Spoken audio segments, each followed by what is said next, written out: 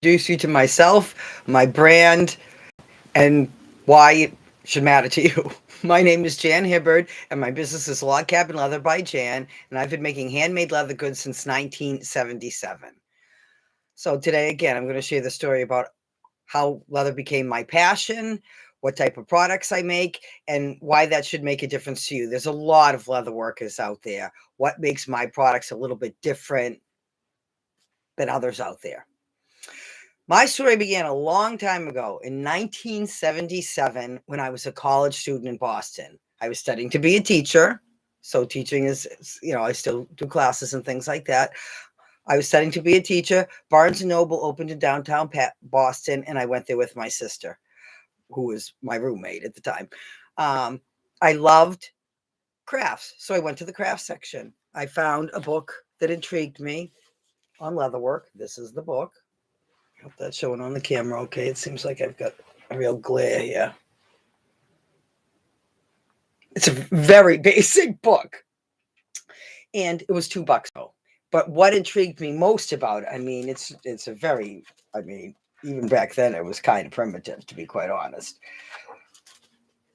But it was $2, and it mentioned in the back companies that were in downtown Boston. So this is where I was intrigued, because they were at South Station, Boston, and that was only a couple subway stops away from where I was.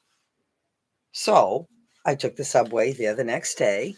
Here, sitting on the table in front of me, are a lot of the tools that I bought. This is actually my receipt from my very first sale at Siegel Leather. It was actually Jeff Siegel, the owner, who, of course, I didn't realize that then, was the owner of the company, was actually the one who sold me my first items. It was a hide of walnut-colored vesting leather, some cement. Now, obviously not as big as this one here because I was just starting out. It was a little quart jar of it. Snaps, again, not a large package like this. A rotary punch, just something like this. Again, it wasn't this fancy one. It was a cheaper one because I didn't know what I was doing there. An awl, which I probably still have the original awl. A stitching punch. This is the original stitching punch. Utility knife, needle thread, scissors, not the original scissors here, mallet. Basically, that was the things I bought. Back then, all of that cost all of $63.67, and that included a hide of leather. Now, so I took these things, I went home with the help of this book and my knowledge of sewing from home ec. I made this vest, which again is now 44 years old, and I still wear it. It did have a buckle across the back because that was the style back in the 70s and things like that. But that was very uncomfortable to wear sitting down and things like that. So I did take that off. But other than that, I've never restitched it. I've never done anything. It's hand sewn, which is what the little fork punches for to punch the holes and everything. I did make it kind of reversible, although I've never worn it with that side out. But it has the pockets on the inside and so forth. And I still proudly wear this today. So my products last. So that's one of the reasons, that not all other things are made of the same quality. And again, it was a learning curve. From there, another thing that book mentioned was a store called Tandy Leather, and that was the outskirts of Boston. So when I went home to visit my parents, I borrowed my mother's car, went to this store. It was not far from where they lived. And this is where I started buying all the tools for doing designs. Now, the first thing I bought was a kit of like 5 basic tools. 7 tools, I think it was actually. This was 6 of the 7 tools was these, or I believe something like this. And I discovered these books. So these books really started me making tooled geometric designs on leather.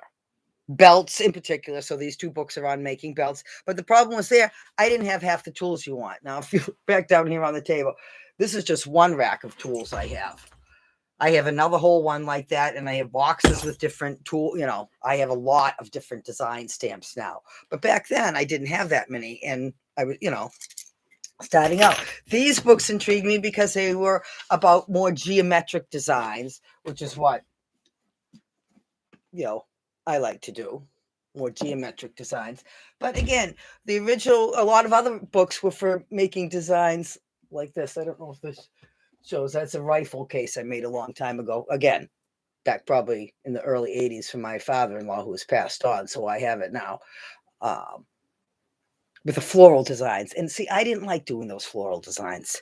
I liked more natural, realistic designs. So I went on to start doing more of the like scenes. And instead of making them just, gosh, the lighting is horrible. Instead of making them just, a lot of times they would picture something like they would have a deer, but they'd have all this flowered stuff around it.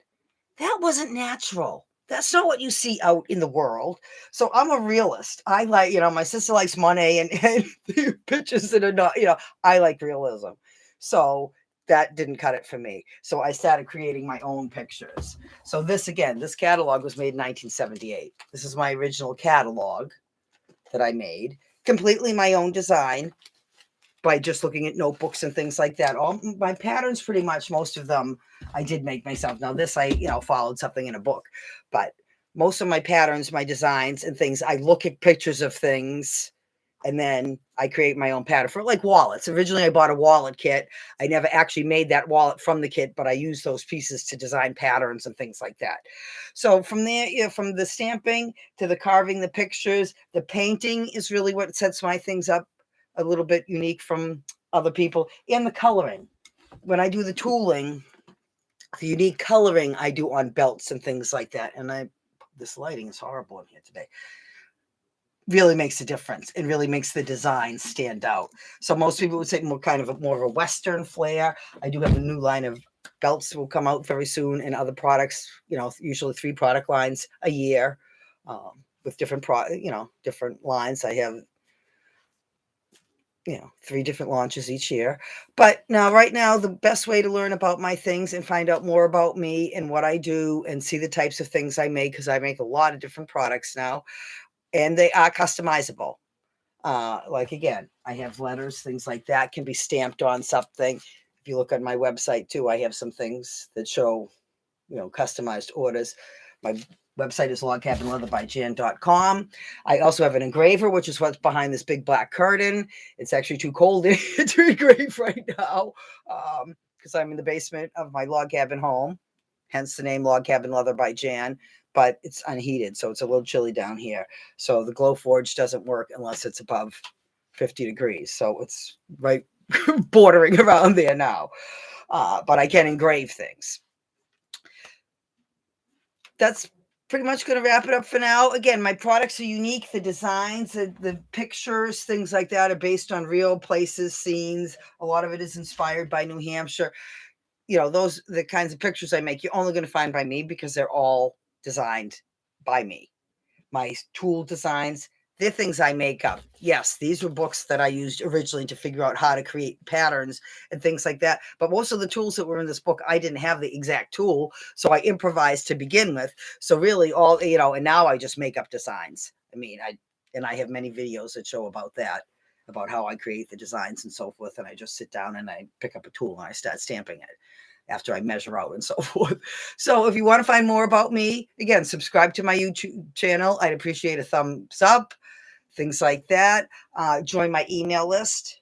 Then you're going to get a discount, a 20% discount if you choose to order anything. But you're also going to get previews of new products. You're going to find out more, learn more about me and how I make my products, things like that. You can look at my website and find out where my in-person craft shows are. I live in New Hampshire, so most of my shows are in New Hampshire and Maine this year. My schedule is changing all the time. I also have online sales and things like that, so those will be posted on my website, logcabinleatherbyjan.com.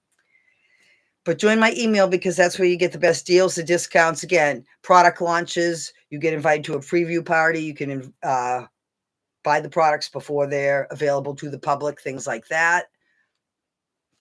Get the best deals. Sometimes when I have sales like Black Friday, if you're on my email list, you get a better deal than, people that just watch the live sale. But I do have a live monthly sale each month. Each month I have a live sale.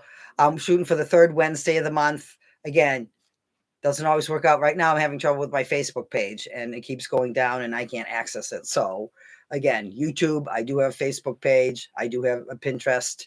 You can find me in all those places, and Instagram. that's going to wrap it up for now. Thank you once again, Jan Hibbard, Log Cabin Leather by Jan, logcabinleatherbyjan.com. Thank you very much. Have a great day.